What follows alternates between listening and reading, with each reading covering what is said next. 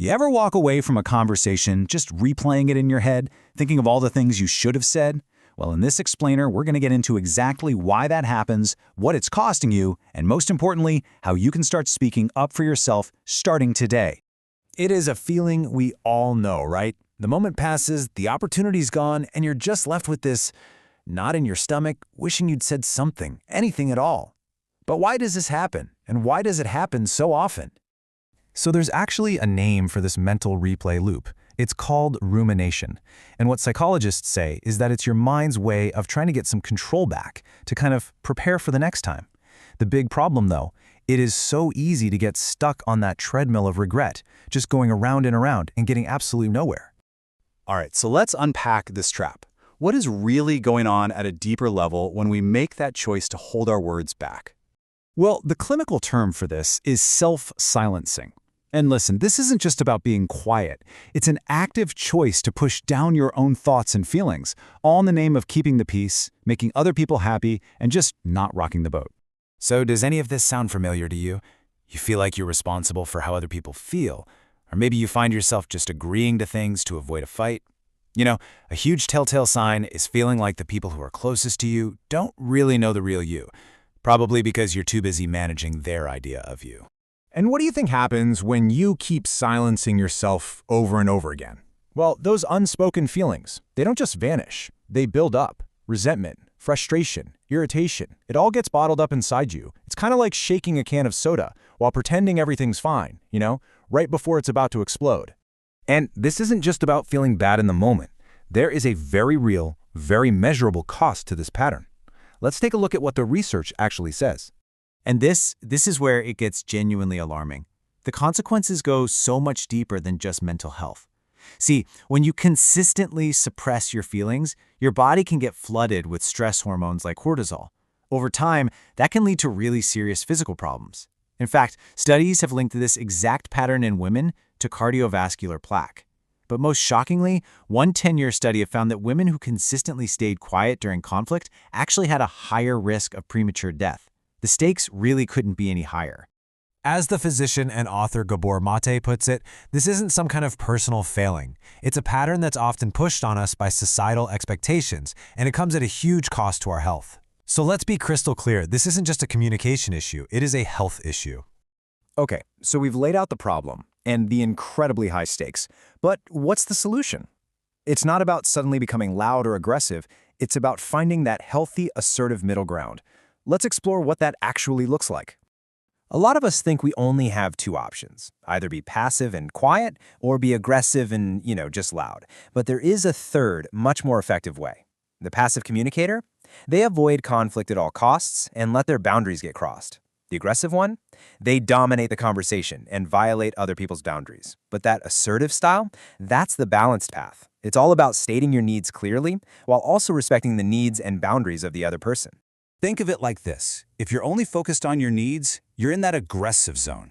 If you're only focused on the other person's needs, you're being passive. Assertiveness is that sweet spot, that crucial overlap right in the middle, where you honor both. It's not you versus them. It's about finding a way for both of you to be respected. So, to put a really fine point on it, assertiveness is all about confident self-expression. It's having the self-assurance to state your case, defend your own rights, and express your point of view without feeling the need to threaten or put down anyone else. And the best part, it's a skill. And just like any skill, it can absolutely be learned. So how do we actually do this? Let's get practical. Let's open up the toolkit and see how we can move from just understanding the theory to actually putting it into practice in our lives. One of the most powerful tools out there is called nonviolent communication, or NVC. It brilliantly breaks down a really difficult conversation into 4 simple, manageable steps. First, you state a neutral observation, no blame, no judgment. Second, you state how you feel. Third, you explain the need that's behind that feeling. And finally, you make a clear, actionable request. Okay, let's see this thing in action. Imagine saying this, when I see you read the newspaper while I'm talking. See, that's a pure observation, no blame there. I feel frustrated. That's your feeling. Because I'm wanting to be heard. That's the core need. And finally, would you be willing to close it for 5 minutes? It's not a demand. It's a request. It's totally clear, direct, and completely respectful. You know, a huge part of speaking up is simply remembering the fundamental rights you already have in any interaction. You have the right to ask for what you want. You have the right to say no without some long, drawn-out apology. You have the right to express all of your feelings, to change your mind, to make mistakes. Assertiveness isn't about being difficult. It's the simple act of protecting these basic human rights. Now, knowing the tools is one thing, but actually using them consistently is a whole different ballgame. So let's talk about how we can make this a real, sustainable habit. Okay, this is a crucial reframe. When you first start setting boundaries and speaking up, you're probably going to feel guilty. That's almost guaranteed. But instead of seeing that guilt as a sign that you did something wrong, try to see it as a signal of progress. It means you're stretching beyond your old comfort zone. It's not a stop sign, it's a growing pain. You don't have to start with some massive confrontation. Seriously, start small. Just state your actual opinion on what movie to watch. Say no to a small favor that you just don't have time for. Just create a little pause before you automatically say yes to something. These small acts build up that muscle of self-expression. And here's a really powerful final mindset shift from researcher Dr. Sunita Saha. She redefines the word defiance, not as simple rebellion, but as acting in alignment with your true core values, especially when you feel pressured to do something else. So from this perspective, speaking your mind isn't being difficult. It's actually an act of integrity. When it all comes down to it, it's about this one shift in the question you ask yourself. For so long, the focus has probably been external. What will they think of me? But the assertive mindset, it shifts that focus inward. What is true for me? And what do I need to say right now? So I'll leave you with this question.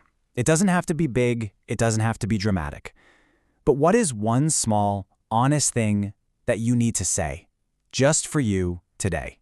Because the moment you start speaking for yourself is the moment you start becoming stronger within.